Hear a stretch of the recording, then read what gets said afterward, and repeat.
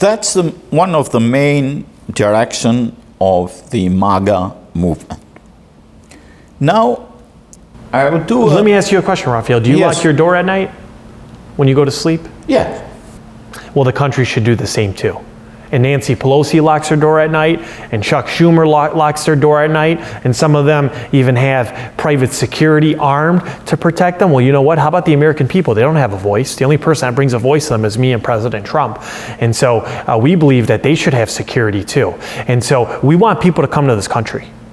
No doubt about it. I'm an immigrant. My families are immigrants. My father, my grandparents.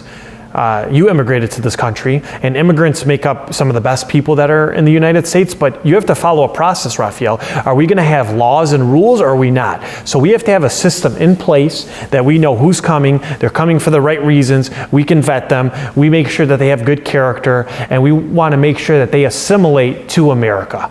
And so we have to have a process, Raphael. So we'll let you in, but you know what's even worse? If people are cutting the line and coming in illegally? Yes. People like us, like my family and yours, that came here legally, that we followed the process, that we filled out paperwork, that we communicated with the American government prior to coming in, you take the spot of all those other people that are trying to earn it the correct way. So it's not fair to the people, the immigrants now that are trying to come in the correct way. They should have first dibs at being able to come in. Okay, but I know by fact, as we Albanians, Malsors even, some of them are still illegal. Some of them are still illegal, have not fulfilled the documents. How to resolve this thing? Yeah, so it could be a two-pronged approach. I don't know if they're, every case is a little bit different. I'm saying in general. If their documents lapse, well, then they have to come in compliance with federal immigration law to make sure that they can stay in this country legally, and obviously follow whatever guidelines ICE and the Department of Homeland Security's put out. But if people are legally crossing the border, whether that be from Canada or Mexico, Raphael, we have to secure that southern border. So when I get to Congress, I'm going to be line in line with President Trump to make sure that we have enough money to finish. And he almost finished the border during the first term, but we're going to make sure when we get in there that he has the finances and the money to be able to finish that border. Okay, as I see now, the number of gotaways is reduced. Gone down, correct. It's gone down. Thank God. Thank God. Thanks God. But you know what we have to do now? Yes. There are illegal immigrants that come to this country and they stay and they don't respect this country.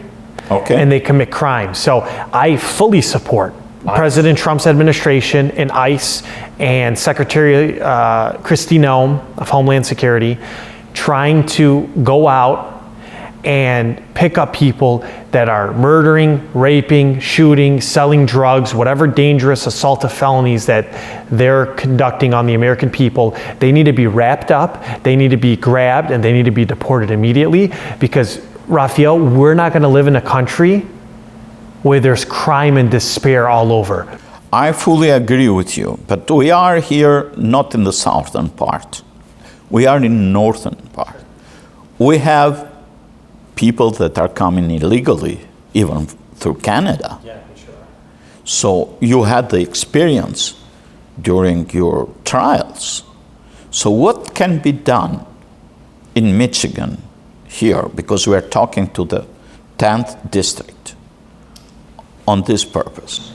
So my promise to the 10th district is I'm always going to stand shoulder to shoulder with all the law enforcement agencies. And actually, I'm proud I have the endorsement of the chief of police from Shelby Township. And he knows that I'm going to stand with his department and all the other law enforcement agencies across Macomb County and Rochester Hills to keep this district safe and secure. All right, I'll always go in front of a microphone and stand up for victims and law enforcement. Okay. Now, one thing that we have to stop, Raphael, we have sanctuary cities in this country. I don't know, is any sanctuary city in Michigan?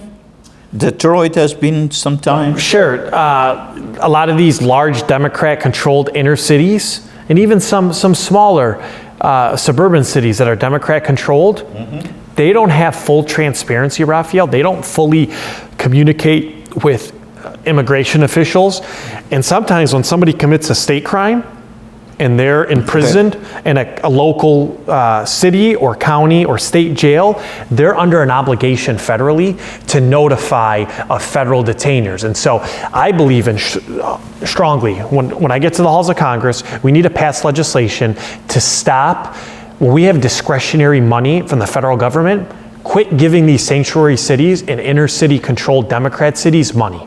Because if they are not going to comply with ICE and federal officers, then we're going to stop giving them our money from the federal budget. Okay, but I see that happening every day in California. I see that happening every day in Chicago. I see that happening even in Washington, D.C. There are too many legal pathways that they are escaping because you cannot change a special law of a certain state. Well, you know what President Donald Trump is doing? He's putting in, this is what I believe, I've been in a courtroom a lot where there's liberal judges and soft on crime prosecutors. And instead of worrying about prosecuting Donald Trump for made up fictitious crimes, why don't you go after the worst of the worst in our cities? And so we need to put judges on the bench that will not give low bonds, that will give harsh sentences, and we need to put prosecutors in there that are serious about cutting down on crime. And these Democrat politicians and mayors and prosecutors' offices are very weak and soft on crime. And look what President Trump just did last week in DC. He put a U.S. Attorney, Jeanine Pirro, in power. That's a rule of law person. He's putting U.S. attorneys across the country that are rule of law prosecutors and judges that are rule of law. So it's really important that we elect people like President Trump and we elect Republicans so they can put in real prosecutors and real police chiefs and real judges that are going to cut down on crime. Because you know, Raphael, it's not that hard. All right, it's not that difficult of a calculus of how to get safe and secure communities. No. You know what you do? When you see crime, you arrest them, you put them in front of a judge, they're entitled to a trial, but when they're found guilty based on the evidence, you put them away for a very long time for committing assaultive, dangerous crimes. And it's that simple. And if you do that, you're going to deter them. Everybody is a criminal. So especially the communities that come from the migration. But let's go to another issue. How do you think you can help the working families, Albanian small businesses and businesses in general, and the middle class in your district, in District 10? Well, we're going to implement good economic principles. And President Trump is on board with these economic principles. What are they? Well, I believe in cutting taxes. I think during the first term in 2017, Donald Trump passed some tax cuts. We were at 35% tax rate. So corporations and individual small business owners and individual taxpayers, when you're taxed at such a high percentage, it really prevents and stymies economic growth. So you need to bring that tax code down so people invest and people have more money to flood into the economic system. Number two, I believe in deregulation. There's a lot of laws passed, a lot of politicians just, I actually believe in, I'd like to go to Washington, D.C. and instead of always passing laws, how about we revoke and take some laws and repeal some laws? Yes. All right, I believe in a federal government should be a limited government. And it was founded that way. It's in the Constitution, and the Founding Fathers set it up that way. And so we need more states' rights. I believe in the 10th Amendment, where if it's not specifically delineated in the Constitution, it reverts back to the states. So give states more power. So the second thing is deregulation. Donald Trump had a proposal he wanted to implement in his first term, and I want to pick up that baton and run with it when we get to the Washington, D.C. It's for every new regulation we want to pass, make the federal government eradicate 2 others. Oh. All right, as a way to simplify our tax code. Just simplify everything.